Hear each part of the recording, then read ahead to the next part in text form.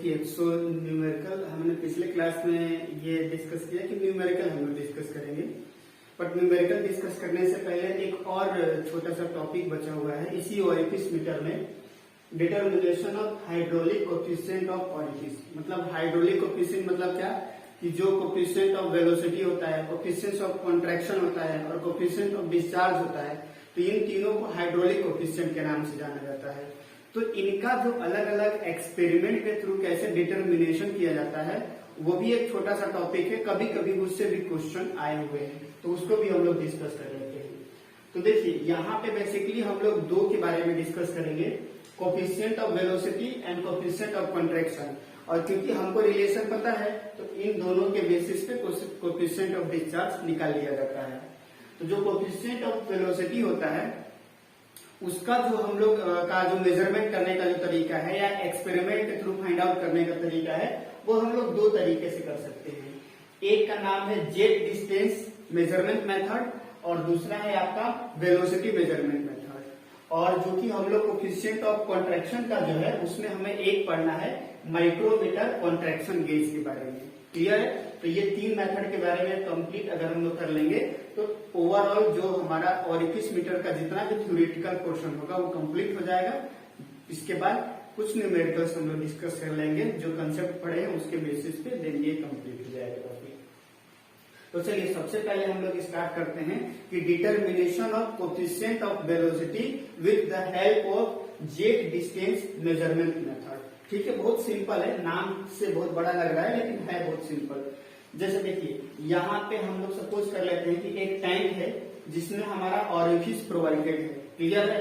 और अगर ये ओरिफिस का सेंटर लाइन है तो उससे एक डिस्टेंस तक यहाँ पे हमारा जो है वो लिक्विड उसमें फिल है। और ऑलरेडी हम लोग जानते हैं कि ये जो पॉइंट होता है, ये सीसी जो होता है वो क्या होता है, पॉइंट ऑफ कॉन्ट्रैक्शन होता है। क्लियर है? तो अब हमें एक्चुअली इसमें करना क्या है कि ये पॉइंट ऑफ कॉन्ट्रैक्शन पे हमारा वेलोसिटी क्या होता है, मान लेते हैं कि v वेलोसिटी है, तो उस v वेलोसिटी से आफ्टर t टाइम जेट ने x डिस्टेंस कितना ट्रेवल किया और y डिस्टेंस कितना ट्रेवल किया। क्लियर है? इसको हम लोग मेजरमेंट करेंगे तो उसके बेसिस पे हमारा क्या हो जाएगा, वेलोसिटी निकल जाएगा और उसके हेल्प से ही हम लोग कोफिशिएंट ऑफ डिस्चार्ज निकालेंगे। अब वो कैसे होगा देखते हैं। तो हम लोग कंसिडर कर लेते हैं कि जो हमारा जो सीसी है, जो वेना कॉन्ट्रैक्टा पॉइंट है, वहां पे हमारा वेलोसिटी v है। क्लियर है? तो अब आप टी टाइम के बाद, आफ्टर टी टाइम के बाद यहाँ पे जो जेट था वो टी टाइम के बाद मान लेते हैं कि x डिस्टेंस ट्रेवल कर लेता है और y डिस्टेंस, मतलब यहाँ पे पहुंचता है, जो x डिस्टेंस ट्रेवल करता है x टाइम के बाद और y डिस्टेंस ट्रेवल करता है अपना t टाइम के बाद। मतलब वेलोसिटी यहाँ पे उसका v है तो t टाइम के बाद वो x डिस्टेंस ट्रेवल कर रहा है x डायरेक्शन में, y डिस्टेंस ट्रेवल कर रहा है वर्टिकल डायरेक्शन में। तो हम लोग जानते हैं कि वेलोसिटी इंटू टाइम क्या होता है, डिस्टेंस को बताता है। या अगर आप लोग एक फॉर्मूला पढ़े होंगे, एक होता है u equal to s equal to ut plus half T square. यहाँ पे ये दिख भी रहा होगा आपको, ठीक है। या नॉर्मल जो हॉरिजॉन्टल डायरेक्शन में वेलोसिटी हम लोग कैसे मेजर करते हैं कि क्या उसका वेलोसिटी है और प्लस कितना टाइम लगाया, तो होता है ना distance equal to velocity multiply by time.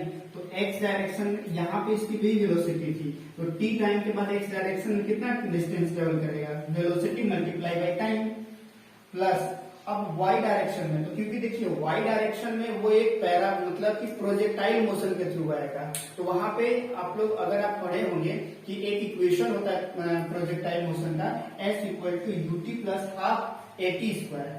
और यहाँ पे क्योंकि ये ग्रेविटी के अंदर में फ्लो हो रहा है तो इसीलिए हम लोग यहाँ पे एक जगह क्या आ जाता है, g आ जाता है। ठीक है? तो अब यहाँ पे देखिए इनिशियली में अगर देखा जाए तो यहाँ पे इनिशियली कोई वेलोसिटी नहीं है, मतलब ऐसा नहीं है कि मतलब कि यहाँ पे वो कोई इनिशियल वेलोसिटी को उसको गेन करने की कोशिश कर रहा है। तो पॉइंट टू इनिशियल वेलोसिटी हमारा 0 हो जाएगा। तो जब ये वाला वैल्यू 0 हो गया तो अल्टीमेटली जो डिस्टेंस y ट्रेवल करने के लिए उसने कितना टाइम लगाएगा, 1/2 gt स्क्वायर। अब ये कहाँ से आ रहा है, इक्वेशन ऑफ मोशन जो 3 होता है वहां से आ रहा है, d square equal to u square upon 2as जो होता है वहां से ये चीजें आ रही है। तो देखिए पहला इक्वेशन तो हमें ये मिला कि x डायरेक्शन में क्या हमारा वेलोसिटी डिस्टेंस ट्रेवल होगा तो v इंटू टी होगा, इक्वेशन नंबर 1। y डायरेक्शन में कितना डिस्टेंस होगा, तो 1/2 gt²। कहां से आया, इक्वेशन ऑफ मोशन से आया। s equal to ut plus half at² होता है, क्योंकि यहाँ ग्रेविटी केवल लग रहा है इसलिए हमने g लिख दिया है, क्योंकि ऑलरेडी हमने डिस्कस किया है कि यहाँ पे जो फ्लो होगा वो ग्रेविटी के इन्फ्लुएंस के अंदर में होगा, और यहाँ पे कोई इनिशियल वेलोसिटी है नहीं, ये वाला टर्म 0 हो जाएगा, तो 1/2 gt²। अब यहाँ से हम लोग क्या करते हैं कि यहाँ से x की वैल्यू, t की वैल्यू को निकाल के यहाँ पे अगर हम पुट कर देंगे तो हमारा क्या हो जाएगा, t equal to x/v equation number 1 से इक्वेशन नंबर 2 में पुट कर लेते हैं, तो y इक्वल टू 1/2 g, और t के जगह में हम लोग यहाँ पे लिख सकते हैं क्या, x/v। अब हम इसको रीअरेंज करेंगे तो यहाँ से हमारा वेलोसिटी की वैल्यू आ जाएगी gx²/2y। इससे हमें क्या समझ में आ रहा है कि अगर हम लोग यहाँ पे जो भी अंडर का मतलब कि एक्सपेरिमेंट करेंगे और हम टाइमर ले लेंगे, प्लस यहाँ पे जो भी चीजें हैं वो अगर वेलोसिटी अगर हमें बिना कॉन्ट्रैक्टर पे अगर हमें पता करना होगा, तो बस हम ये मेजर करेंगे कि t टाइम के बाद वो x डिस्टेंस कितना ट्रेवल कर रहा है और t टाइम के बाद y डिस्टेंस कितना ट्रेवल कर रहा है। तो अगर ये डिस्टेंस अगर हम लोग मेजर कर लें विथ रिस्पेक्ट टू टाइम, तो वहां से हमारा वेना कॉन्ट्रैक्टर पॉइंट पे एक्चुअल वेलोसिटी निकल जाएगा, क्योंकि उसके बीच में रिलेशन क्या है, एक्चुअल वेलोसिटी निकालने का, g इंटू x²/2y। तो अगर हम एक्सपेरिमेंट के थ्रू ये x की वैल्यू मेजर कर लें तो y वैल्यू मेजर कर लें, तो हम ये निकाल सकते हैं कि पॉइंट C जो कि वेना कॉन्ट्रैक्टर पॉइंट है वहां पे हमारा वेलोसिटी कितना होने वाला है। तो अगर ये वेलोसिटी पता चल गया तो हम लोग थ्योरेटिकल वेलोसिटी तो हेड हमको ऑलरेडी पता है, तो जब हेड ऑलरेडी पता है तो उसके लिए हमारा फॉर्मूला क्या होता है, √2gh। तो इन दोनों बेसिस पे जब हम ये दोनों निकालेंगे तो उसके बेसिस पे हमारा कोएफिशिएंट ऑफ वेलोसिटी निकल जाएगा, जो क्या होता है, it is the ratio of actual velocity to the theoretical velocity. अब एक्चुअल वेलोसिटी अगर हमें x और y पता है तो ये वैल्यू को हम लोग यहाँ से एक्चुअल वेलोसिटी निकाल सकते हैं, और with the help of head हम लोग थ्योरेटिकल वेलोसिटी भी निकाल सकते हैं। तो मतलब इस तरीके से हम लोग कोएफिशिएंट ऑफ वेलोसिटी निकाल सकते हैं with the help of experiment. तो समझ में आया कि अगर ये एक टैंक है, h हेड है, और यहाँ से जो भी यहाँ पे फ्लूइड पास हो रहा है, तो पॉइंट C पे एक्चुअल वेलोसिटी कितना होगा वो हम ये मेजर x डिस्टेंस, वो फ्लूइड जो है वो t टाइम के बाद कितना ट्रेवल कर रहा है, y डिस्टेंस कितना ट्रेवल कर रहा है, अगर हम उसको ऑब्जर्व करें, अपने डेटा को मेंटेन करें, तो एट द एंड में x और y के बीच में रिलेशन यही है कि v इक्वल टू gx²/2y। अगर हमें ये पता है तो एक्चुअल वेलोसिटी मिल जाएगा, और ये h जो रियल हेड है वो तो हमें ऑलरेडी यहाँ पे मार्किंग लगा रहेगा, तो हम h की वैल्यू फाइंड आउट कर सकते हैं। तो on the basis of this two हम लोग एक्चुअल वेलोसिटी मेजर कर सकते हैं। तो ये रहा हमारा जेट डिस्टेंस मेजरमेंट मेथड, ठीक है। अब नेक्स्ट हम लोग डिस्कस कर लेते हैं वेलोसिटी मेजरमेंट मेथड। ये और सिंपल है, और सिंपल कैसे है, यहाँ पे देखिए ये एक ऑरिफिस मीटर है। अब वेना कॉन्ट्रैक्टा पे हम लोग क्या कर लेंगे, देखिए एक्चुअल वेलोसिटी निकालने के लिए हम लोग क्या लगाएंगे, पिटोट ट्यूब लगाएंगे।